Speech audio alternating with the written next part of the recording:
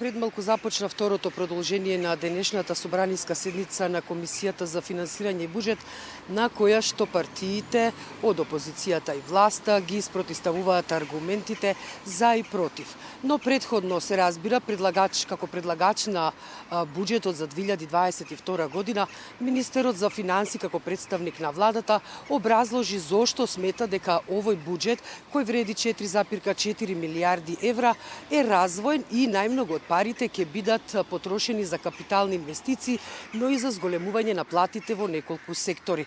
Како што кажа Бесими, меѓу другото, буџетот ја отсликува реалноста во која што живееме, но и предизвиците кои што стојат и во 2025 година, па затоа владата со овие пари предложи и 4 клучни работи на кои ќе се фокусира и за кои што ќе бидат потрошени најмногу пари.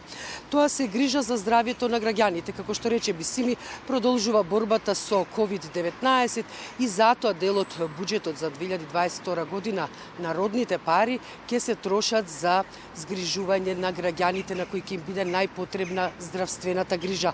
Вториот елемент е консолидација на економијата, како што кажа тој, и на сите оние стопанственици и фирми кои што ќе бидат погодени со ковид кризата, но и со енергетската криза која што затропа веќе на нашите врати, која што веќе ја живееме.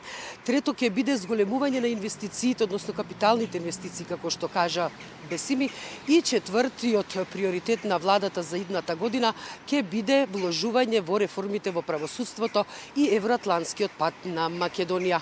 Меѓутоа, опозицијата не се согласува со ваквото образложение на Бесими, бидејќи, како што кажа Бојан Стојановски од ВМРО ДПМН, буџетот е нереален, а владата го скроила овој и ваков буџет затоа што знае дека не може да биде остварлив, односно знае дека ќе си замине од власт, па владата, како што вели Стојановски од на ВМРО ДПМН, што ќе дојде на предвремените парламентарни избори, ќе има проблеми со неговото спроведување. Опозицијата критикуваше дека владата најмалку пари, односно 0 денари, како што рече Стојановски, ќе бидат потрошени за енергетската криза, а ќе се задоволат само личните интереси и бизнис интересите и партиски интереси на поединци. Што друго кажа, предлагам да чуеме од нивните изјави. Во Република Македонија очекуваме да ја завршиме годината со раст, според проектираниот раст на GDP со зголемува од 4,1%, со можност ова истата да се надмине. Во 2022 година економскиот раст во земјата се очекува да се забрза и да изнесува 4,6% во услови на зголемување на инвестициите, раст на потрошувачката на силно ниво и стабилизирање на доворешната побарувача. Овие како придонес за зголемување во идната година. Бруто инвестиции се очекува да се зголема за 8,5% на реалната основа и се очекува да бидат значаен фактор за растот во 2022 година. Потрошувачката е проектирана да се зголеми на 3,1% при раст на јавната и приватната потрошувачка.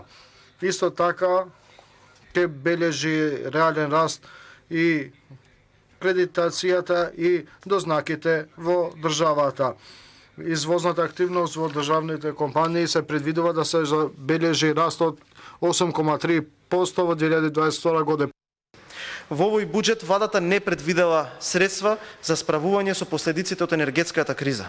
Ова е буџет со висок буџетски дефицит од 4,3% или 545 милиони евра, кој ќе донесе рекорден јавен долг од 65,9% од бруто домашниот производ. Во прашање се доведува фискалната одржливост, односно дали државата ќе може да си ги плаќа сопствените обврски. Од даноци државата планира да собере повеќе од половина од парите, или 2,2 милијарди евра, или 15,7% повеќе од 2021 година, од кој најмногу од данокот на додадена вредност. Од ДДВ се планирани да се наплатат над 1 милијарда евра, што за прв пат приходите од овој данок ќе ја надминат психолошката граница од 1 милијарда евра.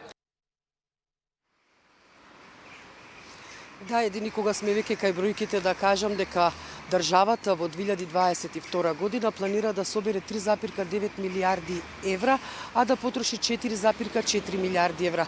Тоа значи дека буџетот ќе биде во дупка од нешто повеќе од половина милијарда евра, а како што најави министерот Бесими, Таа дупка ќе се покрива со кредити, што земени дома, што земени од странство и со други финансиски алатки кои ќе, како што тврди Бесими, ќе успеат да ја пополнат таа дупка.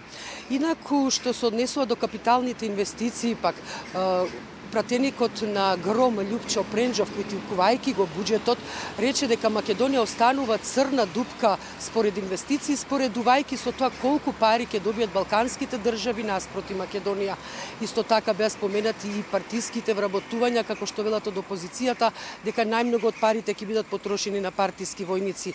На тоа реплицираше пратеникот Панчо Минов од СДСМ, кој вели дека парите што ќе бидат потрошени за вработувања се реалност, бидејќи, како што наведе тој еден од примерите е во земјоделието. Како што рече меѓу другото Минов, има проекти од ИПАРД програмата што Македонија не може да ги користи или кои што се кочат при реализацијата, затоа што нема доволно вработени кадри што би ги спроведувале тие проекти од областа на земјоделието. Еве што друго кажаа двајцата пратеници.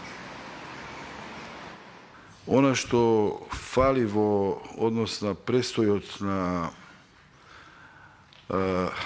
проектот во земјоделието ИПАРД 3, тоа е делот на невработените стручни кадри во земјоделието, агрономите и други, да се ангажираат во однос на имплементацијата на сите мерки од руралниот развој, кои што ќе значат и поголема реализација на проекти од ИПАРД 3 во функција на развој на и модернизација на земјоделските стопанства.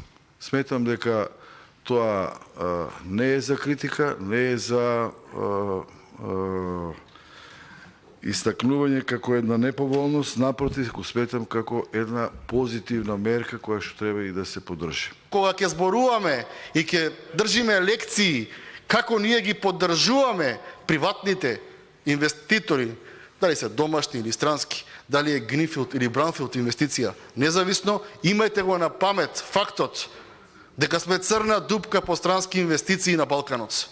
И тоа со жал го кажувам, не заради тоа што јас сум опозиција, па сега ликувам дека не ве бива, дека не работите, знаеме.